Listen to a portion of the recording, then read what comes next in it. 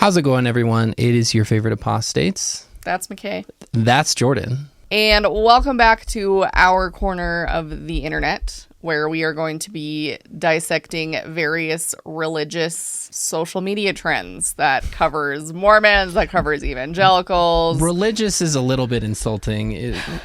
Religious fundamentalists. Yes, the fundies, the classic fundies. We're going to be covering their social media usage and trends here on our corner of the internet. Since the release of Taylor Swift's newest album, it has created, in my opinion, what is a resurgence of fundies who have an absolute, commitment, diehard commitment to hating Taylor Swift and making sure that everybody else should hate her too, or not let their children listen to her because she's corrupt. And if you go even further, like I did, then you get sent down the conspiracy theory paths that she's actually a demon or a witch or a Satanist or is a demon. I don't know. All kinds of stuff. All kinds of things. So we're going to get into all of that today to answer the question of why do the fundies really hate Taylor Swift? Because I think at its core, a lot of these things probably aren't going to be surprising to you if you identify as a relatively normal human being. Sorry. And so we're going to go over a few different things. We're going to go over some of Taylor Swift's discography in the sense of her lyrics and the overlap with that and religion. And then we're also going to talk about how her actions outside of performing, her political views, her commentary, her social media posts, things of that nature, how that all has contributed to kind of where we are today. And then, of course, we will be looking at the things that have upset them the most, some of the conspiracy theories, and most recently, the lyrics off of the new album, so you can get an understanding for why they're so upset. Full disclosure, this is not going to be an unbiased video. I will just say that straight up. I am a Swiftie, so this is not going to be like a neutral party video. So if that's what you're looking for, we might not be the people for you, but I promise I will try to do my best, okay? Well, not only that, but we are also not religious fundamentalists. No. So No. there's also that. There's also that. Double bias. Now, the Taylor Swift conspiracy and whatever you want to call it, kind of flavor of religious fundamentalism is not something that we necessarily grew up having. Even growing up average run-of-the-mill Mormons, I can't remember having this kind of visceral reaction to public figures that weren't like strictly political, because believe you me, the Obama 2008 situation, I definitely thought that he was the Antichrist, but like pop so we've stars been and there. things, yeah. It was a little bit weird to see people going so hard against musicians and things of that nature. Especially a formerly beloved musician, because Yeah. my mom, we grew up Mormon, my mom was very aware of what I consumed, and that included music and things I was reading, those kinds of things. So she encouraged me to listen to Taylor Swift, because when I listened to Taylor Swift, it was 2006, right? We're talking about her debut album. She was still very country. Her persona was very much like down home, perfect girl next door, cute little Christian girl. And so my mom, despite being very Mormon, did not have any issues. And that mostly persisted through when I was growing up, because there wasn't anything that I recall growing up that was super controversial that she did. But she's also grown up, and she's a 34-year-old woman. And so, hello. But nonetheless, times have changed. That is our background. So we do have some experience in this area, but the secular music craze has gone a little bit deeper than I think either of us anticipated. The Mormon spectrum kind of varies a little bit. I mean, my parents were a little bit different from a lot of the people, even though my dad grew up in Utah County and everything like that. He was a big fan of a lot of secular music. My mom was a headbanger in her day, even though she, I won't tell her She was a wee bit rebellious. She was a little bit rebellious, but they are both devout Mormons to this day, and they continue to have the same musical interests and everything. And it's kind of interesting to get into the space where people were like I was on my mission, where we didn't listen to music, and listening to that music every now and then, like I did as a rebellious Mormon missionary, it felt kind of like you were doing something evil.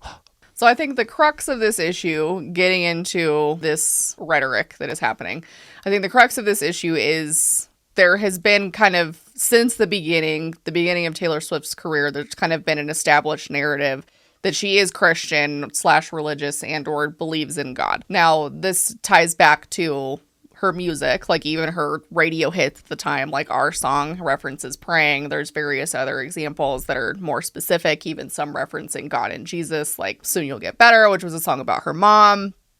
And then Bigger Than the Whole Sky, which references loss because of potentially not praying enough, which I think is interesting because it touches on kind of something that we've talked about in our circles before, which is like religious scrupulosity or religious OCD. Like, was I not religious enough? Did I not measure up enough or do enough in my religious box checking in order to prevent like XYZ bad thing from happening? So we have all these religious references throughout her music. And then in 2020, she did a documentary titled Miss Americana, which talked about kind of like some behind the scenes things of kind of how she operates as an artist, a musician. And part of that included some discussion around politics, which we'll get back to in a second. But first and foremost, she outright said, I'm a Christian. And so we have this like outright evidence in 2020 from this documentary where she outright says it as like with no question about it.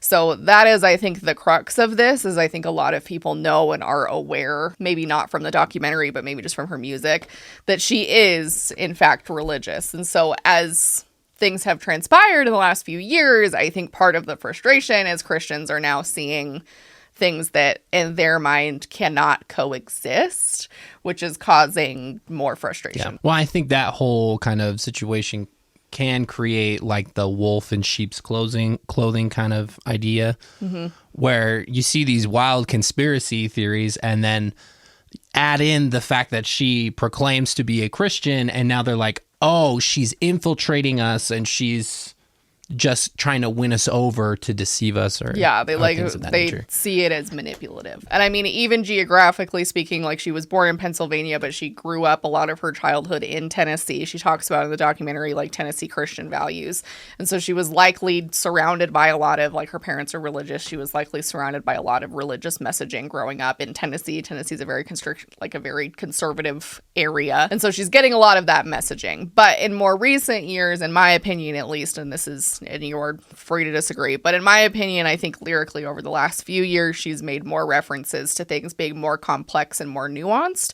when it comes to things related to her faith, like various lyrics that reference this. But like, if you want to deep dive into what initially, like what ignited my passion for thinking that she does also think this way. Yeah. My favorite Swiftie YouTuber, Ali Sheehan, she's a lovely human being. I watch all her videos, but she has a video essay of sorts where she kind of talks about the relationship between like Christianity, purity culture, like those things, and religion, and Taylor's relationship with religion.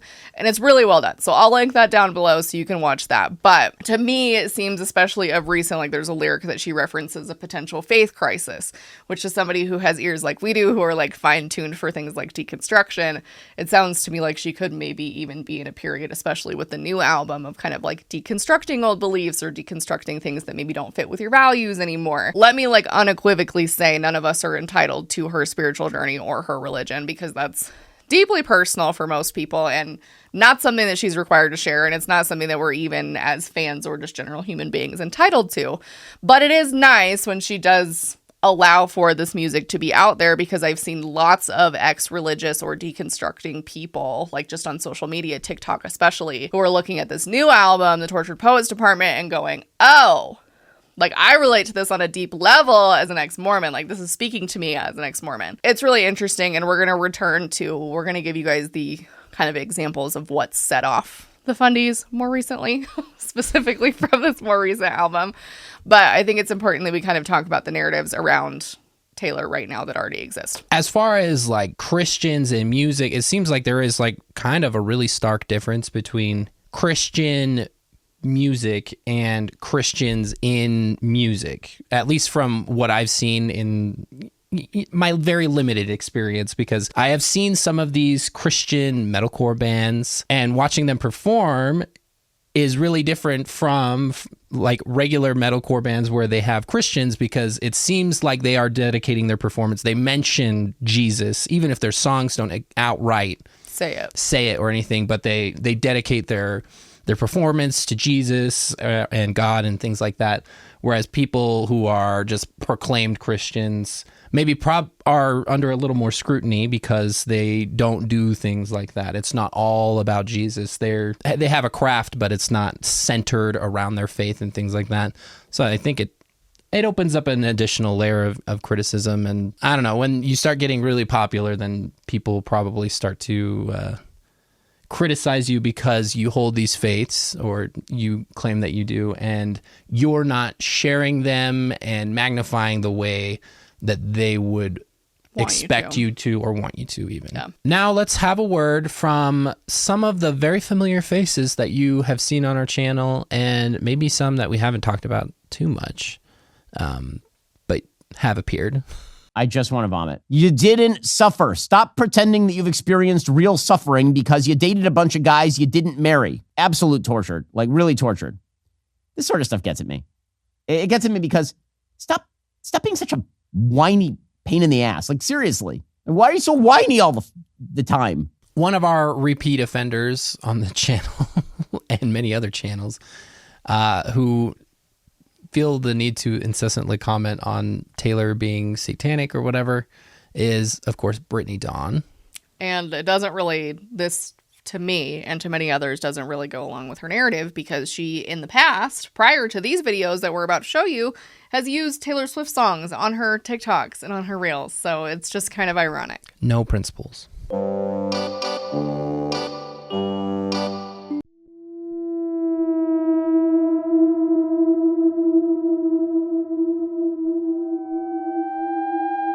Frick. This is going to be a problem, isn't it? Of course, we also have Polly O of the Paul and Morgan channel when he was in his solo flying era. But, of course, we just had to pick one because they love talking about her. Even in one of her documentaries from a little bit ago, called herself a Christian. Eesh. That red flags all over that, when she's embracing so many things that I would just say are ungodly, godless, of this world. And those are the things, along with perhaps some witchy, demonic imagery, that would keep me from going to a Taylor Swift Eras concert. I'm frankly pretty shocked and kind of saddened when I see Christians just adoring her, going to the concerts, knowing all the lyrics to even her newer songs, Karma, and these songs that are just bleh. Of course, we have Bethany, and I mean, really Girl Defined as a whole, because I found 2 separate articles on the Girl Defined website that are a little dated, but they're there, about Taylor Swift. For those of you who are on the sexual compatibility is like top priority bandwagon, I'm curious to know your thoughts for someone like Taylor Swift. She's clearly had quite a few boyfriends, and some long-term, some less long-term.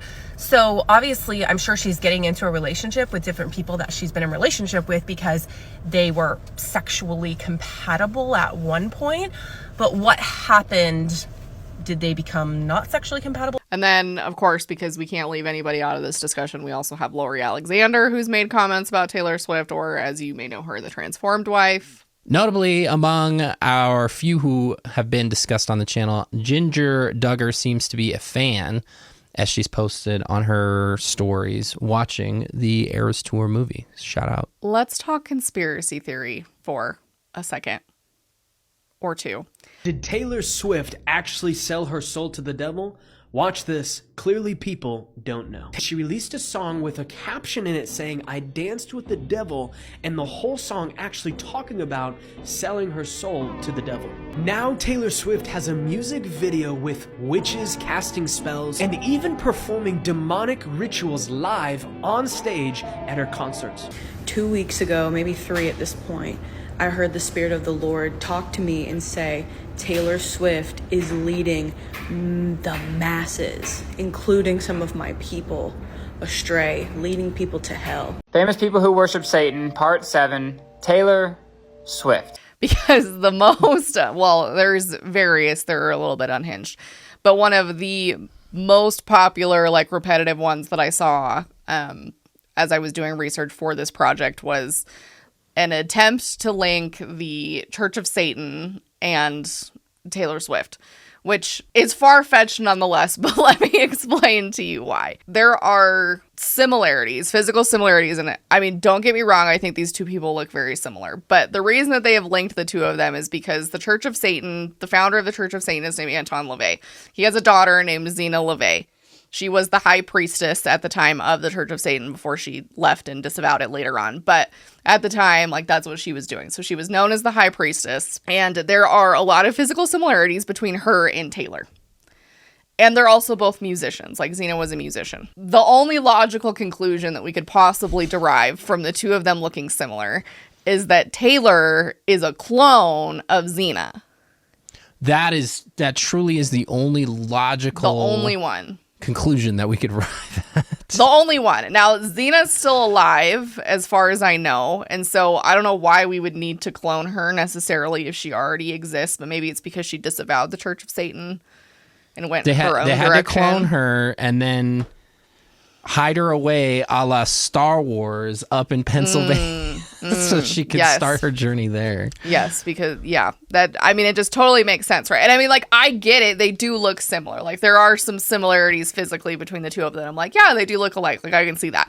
But how we go from that to Taylor Swift as her clone, like, the I don't know. priestess of the Church of Satan, which, first off, if you can't even tell me the difference between LaVeyan Satanism and the Church of Satan and the Satanic Temple, I don't want to hear anything about it. You should know your enemy, right? This is way more complex. Like, obviously, and this is not a video about them. There's plenty of other people who can educate you on the Church of Satan and the Satanic Temple and all the various other things. That's not the video for that.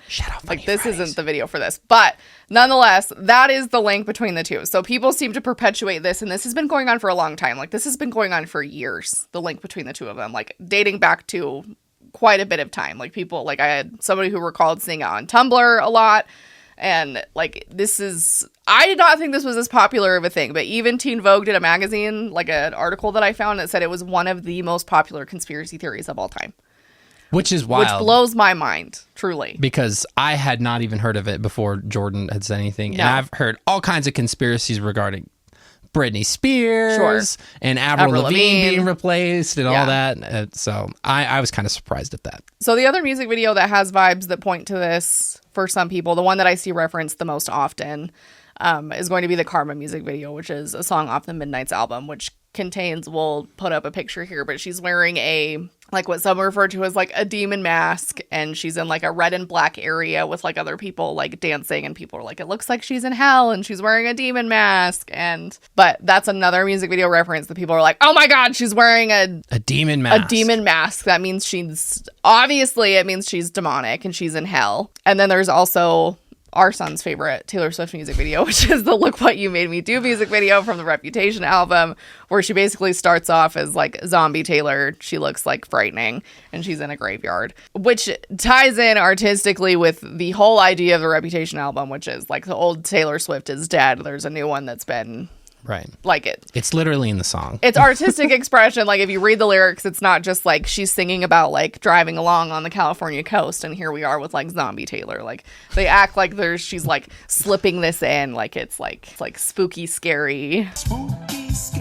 I guess what Jordan is saying could be boiled down to the media literacy is not media literacying.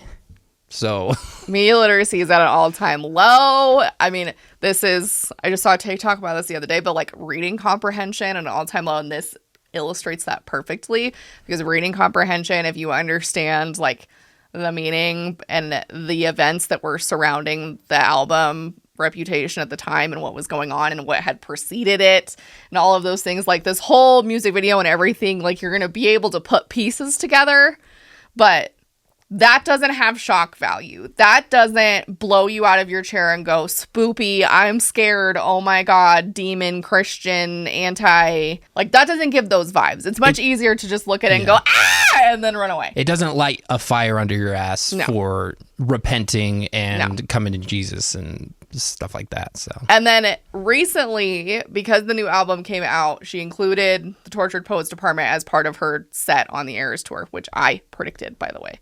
I felt very validated by that.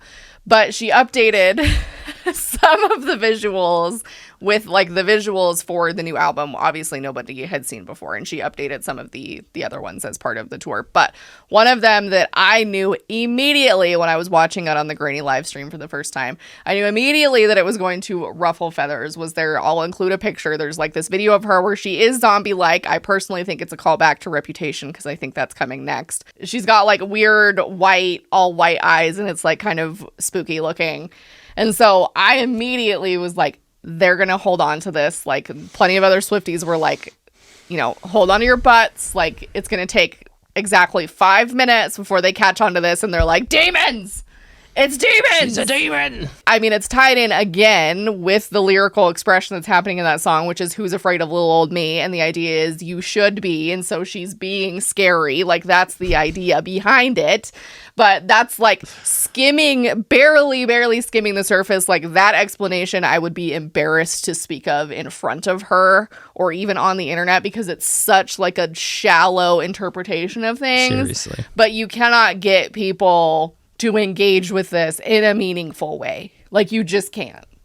Because they are so dedicated to the like, no, it's a demon. And then there's no going beyond that. There's no arguing. Like it's done. Like they're convinced there's nothing you can do to convince them otherwise. It's just funny to me being a fan of extreme music and the constant blasphemous music or lyrics and videos and mockery of Christianity as a whole and how like overt it is to see people like trying to say that she's trying to subvert everybody's consciousness and like plant this evil message. Or it blows my mind. There are people out there and they're not even it's really just shock factor in a lot of these 100%. or the anger that they personally hold toward organized religion or church as a whole. And most of the time it's not that deep. It maybe even a little cringe sometimes, but it's just funny that they're more concerned about Taylor Swift, you know, looking like a robot than God, that. honestly. This one did not surprise me in the slightest. As the father of and being married to a Swiftie, I've come very, very close to the sun on this subject. And one of our favorites of the Eras Tour movie is the Willow bit, the transition into Evermore. We call it the pumpkin song because we saw it on TikTok. We thought it was funny. But there are a lot of influencers that claim that this whole sequence is a practice of witchcraft or is a witch, and that Taylor's a witch according to many of the like influencers. They think it's a seance. Like they think that she's performing this during the concert and like nabbing people in the audience, like getting sucked up into like whatever they think witchcraft is, or like a trance or something like that. Mm-hmm. That has kind of become the butt end of a lot of conspiracy theories. I mean, just look at this comment that we found in the Christianity subreddit from like not that long ago. A few months ago. It was probably when it came out. Probably. On Disney Plus or something. So this, let me give context. This was for a post where people were asking like Christians in the Christianity subreddit, how do you feel about Taylor Swift? I don't think it's a big deal. And it reads, I used to think this way. It is a safe way to think, but it is not the reality. The reality is that there are very real dark forces at play against humanity, and popular performers sell their souls so they can be famous and rich on Earth. But they basically call in these dark forces during their concerts, and these dark forces are after souls. They need a body to live in. It's real. It's terrifying. But that is why it does matter where you go, who you are around, and truly, and most importantly, what you put your energy into. The way these forces see it, if you are okay with what she's doing, then you are welcoming them in. Well, if you're okay with Taylor Swift, and that's going to get you demon possessed, then what am I? I must be like the most demon possessed of all time. I mean, this is just, I think, to show how far the conditioning around this goes. It's not even just like, don't listen to it. It's secular. She's talking about like promiscuous things. Don't listen to it. That I can get behind. Like that kind of argument where people are like, you know, have preferences for what their kids listen to because some of her stuff is sexual. Like I get that. I can understand that. I can respect that. 100%. But it's things like this where it's like anything that you listen to of Taylor Swift. Like I'm listening to, you know, what's like the most mundane song I can think of, like Blank Space or Shake It Off. And people are like, oh, well, you're going to get possessed because you're listening to that. You had better turn that Eras Tour noise off or else she's going to crawl out of the screen like the goddamn girl from The Ring. And I would welcome it. You don't think that we would have tried things like this already if that was the case? Like, if she was a true witch and that was truly happening, the Swifties would be all over that shit. I would be performing seances in my living room if it meant she would crawl on my TV. Like, come on. It's a Saturday night. Let's summon Taylor Swift from the void. I mean, to the point, I mean, what they've done is they've also linked something which is just a widespread general concert phenomenon, but they've connected it to Taylor Swift, which is this idea of the post-concert amnesia, which is like you're forgetting things after the concert. You don't remember a lot of details. You don't remember a lot of it, which is actually a very normal thing due to brain function, which I'm going to explain from an article that I have here in a minute. But they've connected those two things. So they're saying that because the Swifties aren't remembering a lot of the details at their concert shows, that means that it's true that she's performing witchcraft, and that's why they don't remember, because they're getting like spells cast on them. And that's why. All right. Which you've been to a lot of concerts. I've been to a lot of concerts that aren't Taylor Swift related. And this is something that I've had. It's like you don't remember. And there's a reason for it. Well, the last time I had it, I also had to have a root canal. Well, there's that. So maybe they're right, Jordan. You never know. Maybe. I took this straight from an article from University of Colorado. So reliable, from an MD associate professor from the Department of Psychiatry at the University of Colorado School of Medicine. So I'm not pulling this out of my ass. This is legitimate. He talks about post-concert amnesia. His name's Joel Stoddard, and he says, what's actually happening is a normal function of the human brain. We all have the capacity to forget things, which is good. The brain can be excitable, and it puts us in a state that doesn't allow us to record memories as they're happening, and there are a lot of reasons why that can happen. So just like as an introduction, first of all, it's normal. There's no witchcraft happening here. So he goes on to say, to understand what people have dubbed as post-concert amnesia, he says it's important to know that stress isn't always bad. It's just something that taxes the physiology of a system. Stress and memory can be closely related, creating the right conditions, leading the brain to refrain from recording the memory in the first place, which might be the case for many who can't recall parts of what they just experienced. Memory and emotions are both major functions of the limbic system. The most famous structure in that group is the hippocampus. Its whole job is to take what you're experiencing and lay it down to long-term memory. When the hippocampus gets stressed out or there is an intensely emotional experience, the hippocampus may perform differently. Researchers have speculated that this different functioning changes memory. This is essentially why people a lot of times don't remember things that are happening during concerts, because your hippocampus is activated, because there's like lots of people recall concerts as a very intensely emotional and sometimes even spiritual experience, and the brain isn't necessarily prioritizing like a memory encoding while that's happening. So you might not remember details as a whole. It's not like to the point that people are like, I don't remember that I went to the Eras Tour, because that's not happening. That's ridiculous. But that's what they want you to think is happening because of witchcraft. Which, I mean, is also ridiculous, because I've never been to a show where this one performer goes for 3 hours. It's phenomenal. It's phenomenal. That's crazy. And I would also like to retort and say, when you go to worship, you had better remember every single thing, or else I got news for you. There's probably being witchcraft being performed. If you don't remember it all. If you don't remember anything. Yeah. I mean, we could just apply that logic to everything. And they're kind of like concerts. And if you don't remember all that, then I got news for you. It's witchcraft, obviously. Witchcraft. Some people also point to the references that she makes to the number 13, because some religious people, and I mean, it's just kind of a common superstition, but it's also something to latch onto. Feel that 13, the number 13, is associated with the devil, which, I mean, in pop culture, I guess I could see that.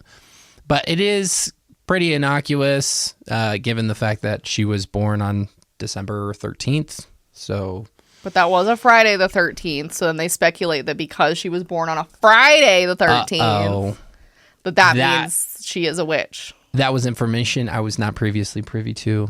Friday the 13th. So I guess it's not innocuous. Which her birthday is on Friday the 13th this year, by the way. Debut release. Let's go. But apparently I didn't know, like, the connection, I guess, for religious people is because Jesus Christ's crucifixion was on a Friday, apparently, because that's relevant. Okay. And the day, apparently, that Eve, tempted Adam in the garden was also a Friday. So we don't like Fridays. Where is that in the Bible? I don't know. This is what I was doing research for this. I was just writing down these things, and I was like, is there any truth to this? Please clue me in the comments. I don't know. I don't think that's something I learned in Mormonism. Maybe that's completely false. And then also there being 13 men at the table during the Last Supper was also something significant about 13, which I thought was interesting. I guess the 13th man did betray Jesus. Right. So, which is in contrast with 12, which in Mormonism 12 is kind of seen as a holy number. There's the 12 oxen under the baptismal font, and then leadership in the Mormon church. There's 12 apostles. Yeah, 12 tribes of Israel. 12 disciples. Like 12 is more associated with, Christianity, I guess. But apparently 13 ain't it for Christians. They don't like 13. They don't fuck with baker's dozens. In my research that I did on this, trying to see if there was a link between 13 and witchcraft, I couldn't really find anything other than some of the roots around the superstition around the number 13 in general. But there was not really anything that I could find that was hard and fast 13 witch. So I don't know how that connection was really made. The only thing that I found was that some covens prefer to have only 13 members. But as far as I know about witchcraft, I don't think that's a hard and fast rule. And so it's even the basis of that, even the basis of the 13 witch thing is a stretch. Insanely loose. And so even that aspect of this just isn't doing it for me. Now, being a pop star from the United States of America, we would be remiss if we didn't mention some of the political implications. We're going to take a moment to focus on how these things are connecting to the conspiracy theories and the opinions of the fundies. Obviously, there are other criticisms that can be made against her about how she uses her platform or whatever. That's for another time. Both of us, Jordan and I included, I am definitely not in a vacuum on this one, I have had things come across our timeline that are posts by fundies saying that Taylor and her boyfriend, Kansas City Chiefs tight end Travis Kelce, are going to give birth to the Antichrist, and other ones saying that they are bought out by the Democratic Party. And obviously you add in the NFL as a organization, and it is real Miss Americana vibes up in here. It is eagle noise and eagle screech in the background. Hot dogs and hamburgers, Uncle Sam, makes fireworks hot dog on real July bad. 4th. That's the vibes that we're giving. This is an all-American couple. Seriously. That is for sure. It's the cheerleader vibe with the football player, even though he's not the quarterback. Nonetheless, of course, because her platform is so massive at this point, she has gotten involved politically, and people have, including lots of conservative pundits, have dragged her politically for her opinions, values, and choices. Most recently, the one that I found very interesting was actually from a former Republican presidential candidate. I don't know how to say his last name. Do you? Vivek Ramaswamy. That guy. This is a quote that I took directly from him not that long ago, which he said, "I wonder who's going to win the Super Bowl next month, and I wonder if there's a major presidential endorsement coming from an artificially culturally propped up couple this fall." I've seen this man, and I don't think he's dumb by any means, but that's the dumbest thing I've heard in a long time. It's so silly. We're yapping. The reason for this, and the reason that I think she lost a lot of fundy, religious, very diehard conservative support, was during 2020, because in 2020 she endorsed President Biden. So at the time when this came out, this was actually a pretty big deal, because up till this point in her career in 2020, she had not previously endorsed a presidential candidate. She had gotten politically more involved than she had been in the past, which was highlighted in the Miss Americana documentary, where she talked about how she didn't agree with the political stances of... So previously, the only political moves she had really made in like endorsing a candidate would be during the time that the Miss Americana documentary was premiering, where she talked about how, and obviously this came before then because the documentary was after, but Senator Marsha Blackburn was running in Tennessee at the time, and she was apparently running on what she claimed to be Tennessee Christian values that Taylor disagreed was not Tennessee Christian values. And so against the advice of her team, which was portrayed in the documentary, she decided to endorse the Democrat candidate that was running against Marsha. That was the only major endorsement that we've really seen from Taylor of an actual candidate. And so this was followed in 2020 when she made an Instagram post that kind of blew up the internet endorsing Biden. And then she also did an interview with a magazine where she said the following: "The change we need most is to elect a president who recognizes that people of color deserve to feel safe and represented, that women deserve the right to choose what happens to their bodies, and that the LGBTQIA plus community deserves to be acknowledged and included. Everyone deserves government that takes global health risks seriously and puts the life of its people first. The only way we can begin to make things better is to choose leaders who are willing to face these issues and find ways to work through them." Again, this was kind of a break the internet scenario again at the time when she endorsed Biden. Well, even later on, like I'll reference an example from 2023. She posted a link on her Instagram, not endorsing any specific candidate, but just advising people to vote, like just get registered to vote. And during that time, like the organization that she used reported that she got 35,000 new voters registered at that time, which sent the conservative talking heads into a freaking tailspin. They absolutely lost their minds. Like there was one news lady reporter that I can't even remember that was like, "She has as much power as the president if that's happening." I was like, oh heavens. Okay. But you can see how in Fundy land, this might definitely sway your opinions of this person who apparently, you know, they perceive her as just this like Tennessee Christian values, which in their minds apparently automatically equals Republican. And then she comes out and endorses a Democratic candidate for president. And that obviously ruffled some feathers. Now, it's not only Taylor that gets into hot water for her associations and the things that she puts out on the internet, but also her football player boyfriend, Travis Kelce, has appeared in Pfizer ads encouraging people to get their flu and COVID shots. In fact, a Christian commentator named Ariel Morgan on the Stu Peters show called for explicit acts of violence against Taylor and Travis, saying that they should be publicly prosecuted for their role in the public discussion on these topics. And if you're on this channel and have been for a while, you know there are two things that we can really never get away from on this channel, in my opinion, which is crumble cookies and Mitt Romney. So Mitt Romney, of course, has to be involved in this somehow. And that is, I recently, right before we filmed this, found a Halloween photo from last year where he dressed up as Travis Kelce and his wife dressed up as Taylor Swift. And then even though this is like a relatively innocuous thing, some people on the internet took that to be like affirmative that this whole thing is a psyop sponsored by the government. Taylor and Travis's relationship has led to a lot of speculation and other bizarre conspiracy theories, including that Satan has orchestrated their union so she can give birth to the Antichrist and launch the apocalyptic 1,000-year war against Christ. This made its way around social media so much that Travis's dad left a hilarious comment on one of the posts. It's giving, look what you've done. You've made me look what you've done.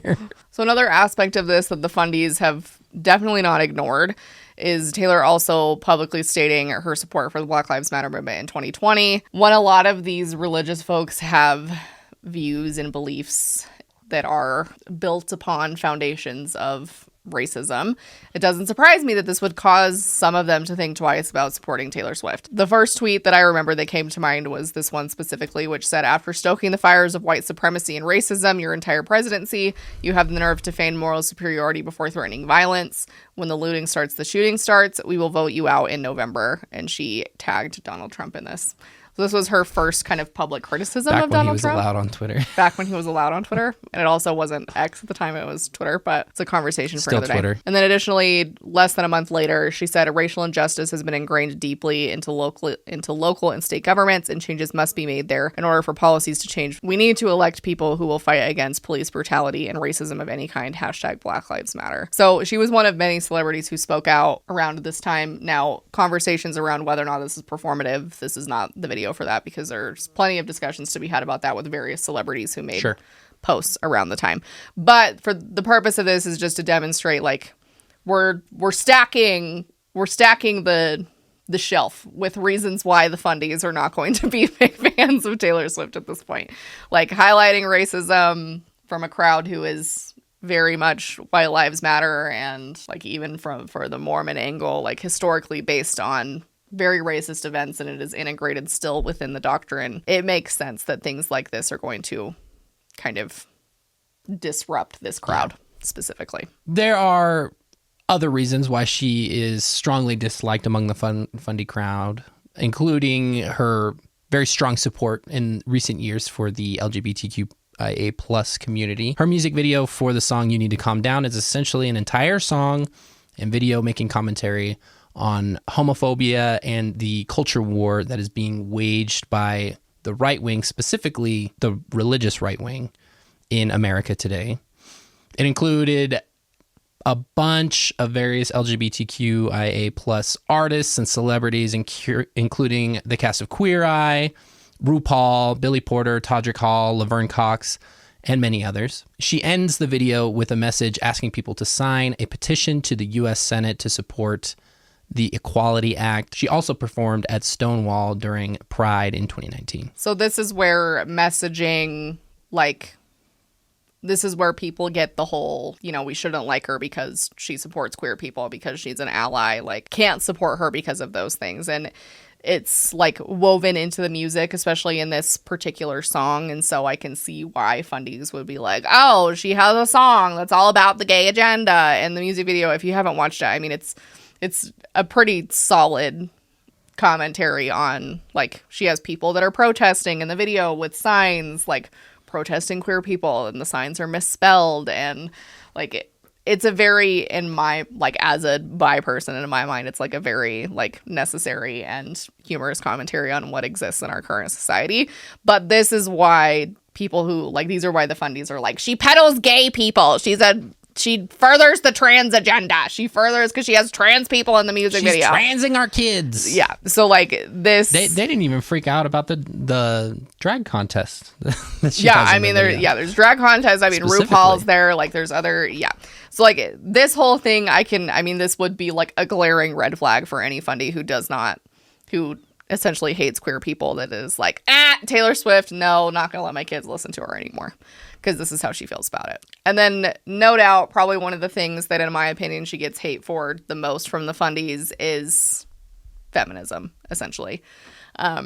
Feminism, in my opinion, is kind of a cornerstone of Taylor's platform, because with her popularity and her rise to fame, there have been countless instances where we have seen misogyny at play, just in, I mean, countless incidents, countless interviews. Like, there are so many good quotes that I could reference here that she has around this. But fundies generally don't like feminist women. Like, they don't like women who are unmarried. Especially what we've been seeing in the news, like, lately. Like, we don't, you know, F.U. Harrison Buck her. Like, we don't have... This stands out as a cornerstone of her platform, especially, like, even lyrically. We have the song titled The Man, which is all about kind of the role of patriarchy, misogyny within, like, the music industry specifically. And even the music video, which is also, like, a phenomenal music video, where she actually gets made over to be a dude. And she's actually, like, a pretty good looking dude. Like, I'll give her credit. Like, she's a cute looking guy. But she goes through this, like, hours long entire makeup process to be a guy throughout this music video.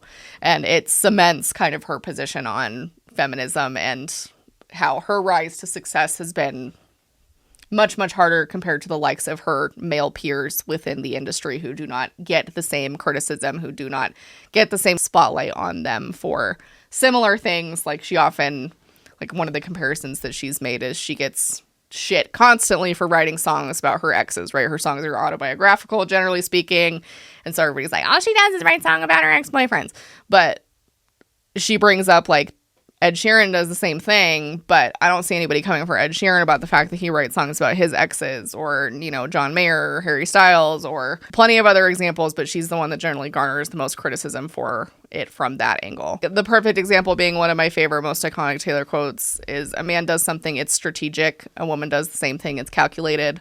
A man is allowed to react. A woman is only allowed to overreact. It's just an essential part of her platform, and she speaks about it all the time. And so the fundies who are especially launching themselves into tradwife-isms now, more recently, like the modern version of tradwife stuff that we've been talking about, like, this does not appeal. Like, she is successful, she's unmarried, she doesn't have any kids, she has a job, like, she is a career woman, and her career is everything. It is a huge part of her life, and she loves what she does, and she makes major money doing so. And that, to the fundies, is like, like, she's in her mid-30s. Nope. She should be married by now. She should have, like, multiple kids by now, especially by, like, Mormon fundie standards.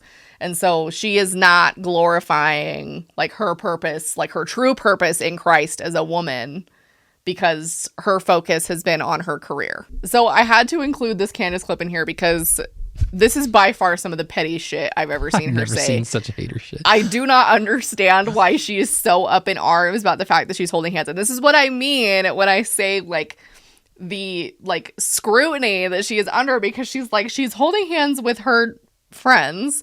Like, it's probably in part because there's paparazzi everywhere, and when I don't want to lose my friends, I will hold on to them too. I'm not 34, but I'm in my late 20s, and I don't think that's weird. But apparently Candace is so miffed by this. She is personally wounded. When you reach your mid-30s, Jordan, you'll understand. I guess. Finally, mid-30s folks, chime in the comments and let me know if you find this as cringe as Candace does. You need to do some maturing, I guess. Her and Brittany Mahomes are now best friends, because Brittany Mahomes, oh my God, that's so funny. You're dating someone on the team too? Oh yeah, I'm actually married to the star quarterback, Patrick Mahomes. Let's be best friends. Yeah, sure. Let's make sure we're the paparazzi are all the time and show people that we're best friends, because we're going to hold hands. Yeah, that's what they're doing. Her and Brittany Mahomes, who just met one blink ago, Taylor, new beau that she's been seeing for a couple of weeks, they are now holding hands everywhere they go. And it's cringe. It should make you cringe. It should make you question why she acts like this. Two 34-year-old women do not hold hands after they just meet. Trust me, how do I know?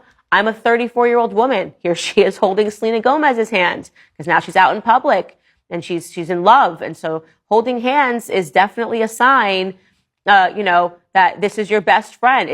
I'm telling you guys, this is just not normal behavior for a 35-year-old woman. You don't meet a woman and then instantly hold their hand a couple of weeks later in public. The other thing that I always bring up with funnies that we have talked about endlessly on our channel is the whole concept of modesty, right? The whole concept of women dressing modestly. And Mormonism has standards around modesty, like every other religion out there I've seen. General, like in the Christian fundie verse, has some no cleavage, no short shorts, like things of that nature.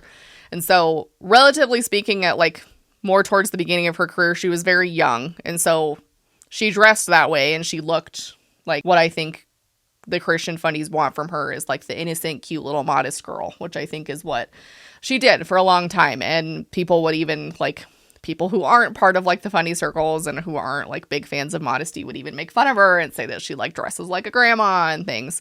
And so in more recent years, she's made more fashion choices that fundies aren't necessarily happy with. And the most recent example that I can think of is her tour outfits. So the majority of her tour outfits are bodysuits. So they're either bodysuits or they're crop tops and skirts, things of that nature. And so it's largely for the fundies, too much skin. But I mean, the thing that I would like to highlight is I don't think it's over the top, in my opinion, but they don't care about me because I'm a heathen. I don't think it's over the top at all. And for me, like, while it's important to prioritize like the cuteness because it's like part of the performance and the tour and the overall aesthetic, like she's performing, like running up and down the stage, dancing, choreography, and singing for 3 hours. And in stadiums that are outside, outdoor, some of them. It's hot. Like Brazil, for example, like I thought she was going to have a heat stroke on the stage. And so the least of my concerns would be my modesty. It would be what is what is the least amount of clothing that I can wear to be relatively comfortable while I'm like sweating my ass off doing this routine. Right? It's a long ass show. It's 3 hours. That is like historically insane. And that for one person, I think she's mainly trying to probably control for temperature here. And it's not like, in my mind, it's not too booby. It's not too booty. Like, in my opinion, I don't think it's any different from like an average one-piece swimsuit. Okay. But apparently, like even our minor Someone's fundie, always going to be mad. Like even our minor fundie, Haley Kindled, who we haven't talked about for a while, like she's up in arms about Taylor Swift and went on a whole tangent, about the bodysuits and saying that she's not a role model for young girls because, you know, it's, I don't know, leaving too much to the imagination. It's not modest. Like, I don't know. Like, I am a parent and, you know, the heathens are going to get mad at me for this. I mean, they're going to get mad at you too. But, like, our kid watches the Eras Tour movie. I'm not concerned. He's almost 4. Does he think a single thing about it? Does he see anything different than when we go to the pool? No.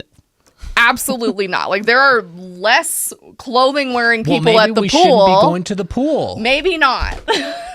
Maybe that's the whole point of this, is that we shouldn't be going there either. But it's like we have to go swim in the canal instead.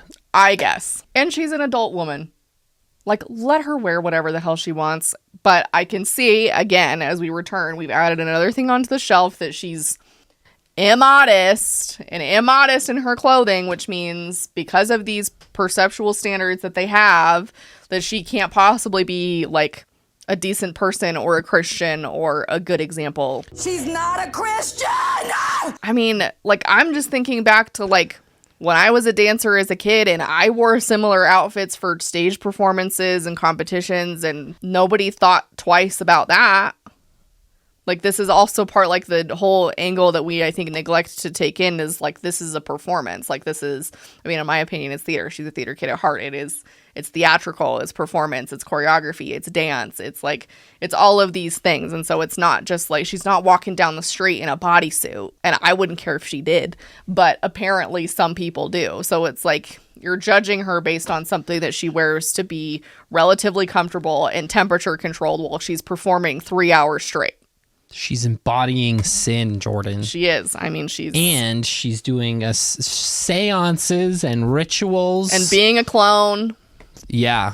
Another aspect to consider as to why the fundies are up in arms and cooking up conspiracies about her is that she is 34 years old and unmarried with no children.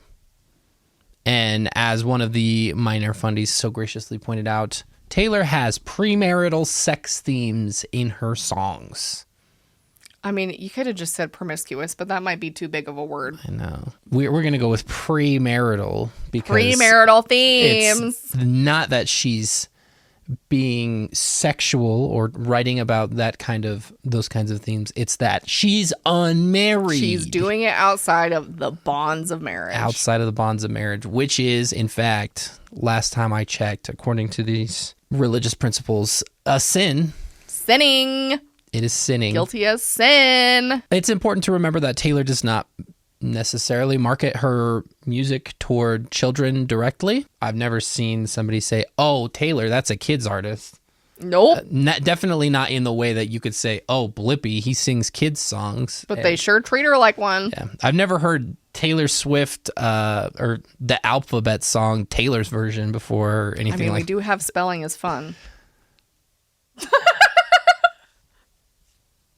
All right, cut the tape. What?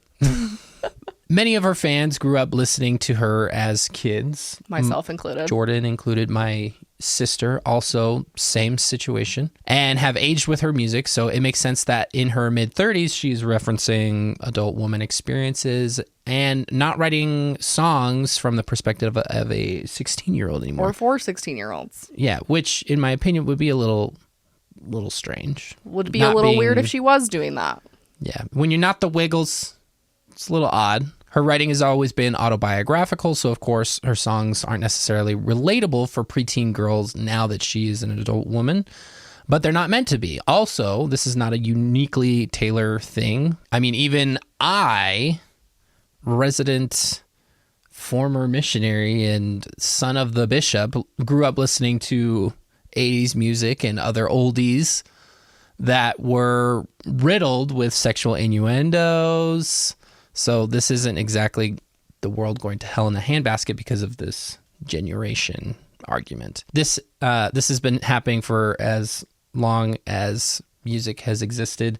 Yep. Anybody who's ever tried to tell you that it just keeps getting worse and more explicit and disgusting it's just recency bias. That was the last song that they heard, and they're completely just throwing out all of the music that's ever been recorded. In a lot of circumstances, there have been suggestive themes.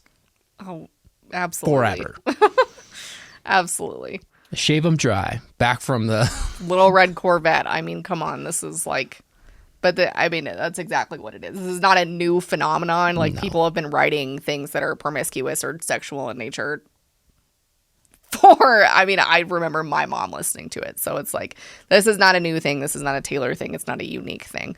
But because lots of fundies have issues with secular music, it's like, they're like, oh, well, she's being a little vague in her experience here, and she might be hinting at sexual themes. It's like, well, yeah, she's writing about her life, and she's a 34-year-old woman. I would hope so. Do you need to listen to it? No. Nobody is forcing you, but these... Well, you don't need to just come out and say the words like they are.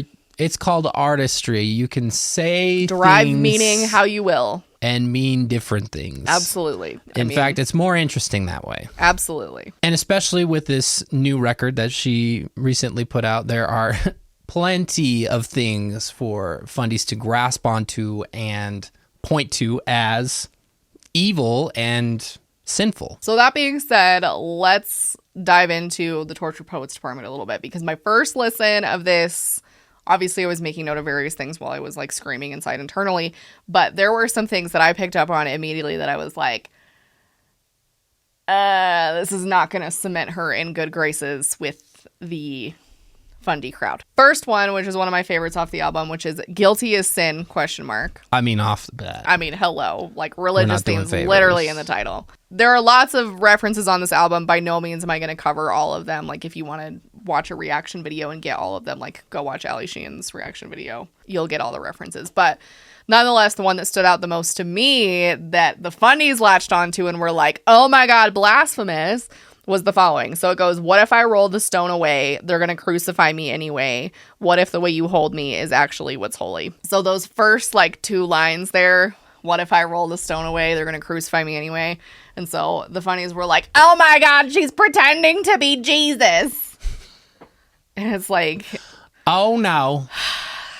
We can't, the literal interpretation, I mean, the inability of people to interpret a metaphor or have any like critical thinking around potential artistic liberties or meaning or expression in these things is just bewildering to me. But nonetheless, that one immediately, I was like, oh, they're going to grab that one like right away. And then even a more direct reference, which I really appreciated as somebody who's deconstructed from Mormonism, a more direct reference to the types of people that act Christian came from But Daddy, I Love Him, which is another fabulous song on the album. It goes as follows. Sarah's and Hannah's in their Sunday best, clutching their pearls, sang, what a mess. I just learned these people try and save you because they hate you. And so there's also another reference from the song is, you know, you don't have to pray for me. And so there's like which I find very humorous, because lots of the rhetoric that I see in fundy circles about these songs is like, well, we'll pray for her. We'll pray for her. Don't you worry. Like, keep her in your prayers. And she's just straight up like, bitch, don't pray for me. I'm good. It's funny, given the double entendre of that, because she's not talking to that crowd. Yeah. In context. Fans. Yeah. And then one that I found that's one of the more, like, in my opinion, the less listened to songs on the album, called The Prophecy. I got cursed like Eve got bitten, which I found very damn, we're just going for like explicit religious references now. They're like, there's not even a question. And so this is one that I see brought up less, and it's because like this is on the anthology, which is like the, you know, the double album release, kind of the extended album. And so it's not within the first few tracks. And so all this tells me is that the funnies just thrive on like notoriety. She even flagged it by calling it the prophecy, and nobody's calling this and one. Nobody talks about this one. Damn. I have not seen a single like funny person on the internet pissed off about the prophecy yet, which is fascinating to me. So it's like, it's only what's grabby. Like it's only what, like they listen to like 10 seconds of it and they're like, oh my God, like that's the end of it. Or somebody else told them. Or somebody told them. Yes. Or they just make a TikTok copying the other person who made a TikTok. And then probably one of, in my top 3 off of the entire album altogether, I Can Fix Him, No Really I Can. She says, but your good Lord doesn't need to lift a finger. I can fix him. No, really I can. Just straight up like, I can do what God can't. Don't need your good Lord. You can keep him to yourself. Like I'm good. So there's lots of things within the Tortured Poets department. Like it's, in my opinion, it would be a whole other video to talk about why I think there's potentially deconstructing happening here based on what she's writing about. But these are just some of like the most repeated examples that I've seen on like Christian TikTok, Christian Twitter, like that kind of thing. If there's others that you've caught from the album, I know there are. Like, we don't have time to cover them all, so drop them down below. But nonetheless, this is one that really kind of cemented her position, you know, in my opinion, of like, I don't care. Like, this is how I feel about it. This is where I'm at with it. I don't owe you an explanation about where I am or where I am not, religiously or spiritually speaking. And I don't appreciate the bullshit in, you know, even the bridge, and in Daddy I Love Him from that same song, the bridge being, God save the most judgmental creeps who say they want what's best for me, sanctimoniously performing soliloquies I'll never see. Just, I mean, this was a song that was like at the fans. Like this was a like at me, Taylor, like, yeah. To be able to just straight up say like, you guys think you're doing something here by like being all sanctimonious and like, oh, I'm better than you and you need to do better and what the hell are you doing? And like, God, like, but it's just straight up judgment. And that's why I think even though But Daddy I Love Him isn't necessarily about that, this is one of the songs that I've been seeing that has like been speaking the most to people who have deconstructed, because it feels like it's like, yeah, like the most judgmental creeps in Mormonism who are like, stay, you stupid bitch, and all the people who are in our comment section every day saying the most rotten, vile things you've ever heard of in your life. Like, it's the same idea. And so I really appreciate, again, this is kind of where the artistry comes in of being able to take her songs, which are stories, and then being able to kind of make them your own and relate them to things. But the concept of doing that is just far beyond what our fundies would be able to do. Bless them. Most of them won't even read their book and view it artistically. No. So to sum things up, she looks like them. Apparently at one point she held the same religious views as them, which would signal that she probably thinks the same way as them. But that's where the frustration is for a lot of these people. She looks like them, but doesn't act like them. Mm-hmm. She's left-leaning, liberal, vocal, super successful, career-oriented, wealthy, unmarried, no kids, which is kind of like the worst thing. A lot of the rhetoric, even when it's not prosperity gospel, principles surrounding people who are not following God, is that when you don't follow God and you're not right with him, or you're not obeying his commandments or whatever, that you are going to be miserable, you're going to fail, and everything's not going to be right until you get right. Mm-hmm. And this goes like so far in the other direction, because she's doing and saying all these things that are not right in God's eyes, and she's still being successful. Mm-hmm.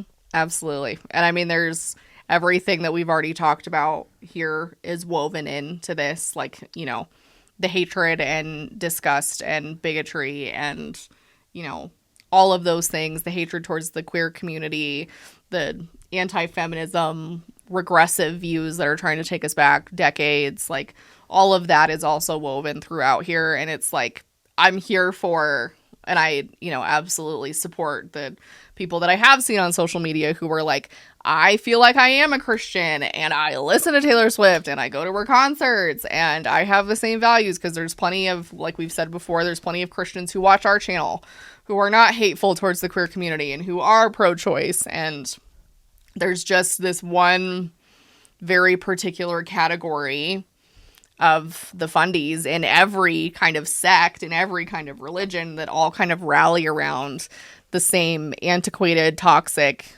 bigoted beliefs and values. And then they're upset when the person that they thought portrayed those values actually doesn't believe those same bigoted things. And they're like, oh.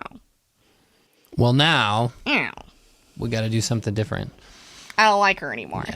Yeah. Honestly, for me, it just brings to the surface kind of the sinister nature of what some of the voices within those denominations and congregations are doing, in that they are vilifying anything that isn't part of the in-group or even resembles the in-group, and creating it to be an enemy, which is exactly the opposite of essentially what we're trying to do as a society, to unite people and to, help each other, even in Christian circles, to serve one another, to love one another, like Jesus said, and being inflammatory in order to drum up support for your cause. Or I honestly don't even know what the motivation is. Like, I see some of these conspiracy theory videos surrounding this kind of stuff, and I just think, what is the goal? It's not clear by any sense of there's no way that somebody is going to see this and think, that's totally right, I need to profess my love of God and become a Christian. Yep. I don't see that being a logical outcome of any of these. It feels like they are just posturing for their fellow Christians who believe the same way, so that they can kind of be like, hey, look, I can point to this thing and call it evil, and then they all kind of in unison do the same thing. I don't know. It's bizarre, to say the least, especially because it's just making shit up. Yeah.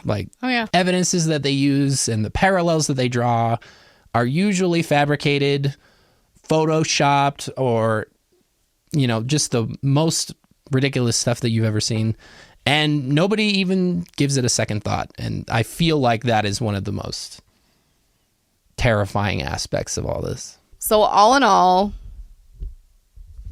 I'm a Swiftie, and the fundies can't do a damn thing about it. And she can write about whatever the hell she wants. They got our son. The Swifties got our son. They've got our son. Our kid sings Paper Rings to himself before he falls asleep. I am 100% of the party that Taylor Swift is a phenomenal role model for young girls. All things considered, there are way worse role models out there than Taylor Swift. Holy shit.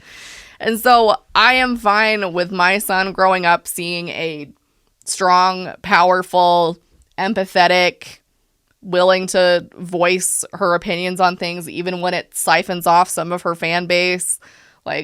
Could she be doing more? Yes, that's an argument for another day. But ideally, I don't have any problem with my son growing up idolizing or having great respect for somebody who is as phenomenally talented and hardworking as she is. And that's not to remove any elements of privilege from this conversation, because they're obviously there. But that's not centered around what we're doing in this video, which is talking about the fundie aspect, because the fundies don't care about the privilege. They benefit from the same privilege she does, just like he and I do. And so that's again another conversation for a more critical frame, which I think has its place in conversations about this woman. But by and large, I as a parent do not have an issue with my kid looking to Taylor Swift as a role model. So thank you for sticking with us through to the end. We appreciate it. We love you. You're awesome. And you made it to the end. So we'll do our little outro. If you liked what you see and you're here for the first time, go ahead and hit the like button, or not just the like button, but also the subscribe button. Mm-hmm. It's right down there. Lots of Easy. you are not subscribed, and I'm calling you out right now. Calling you out. I'm peer pressuring you. Whenever we get more views than we have subscribers, I mean, it's pretty obvious what's going on there. So hit the subscribe button and all will be forgiven and we can move along like nothing happened. And then if you would like to continue to support us even further, even after you made it this far in, you can become a member of the channel. You'll get access to exclusive content in that and bloopers when we record videos like this and Cats. all sorts of stuff. And when you become a member here on YouTube, you can get little extra perks that other people can see that you're a member and everything like that.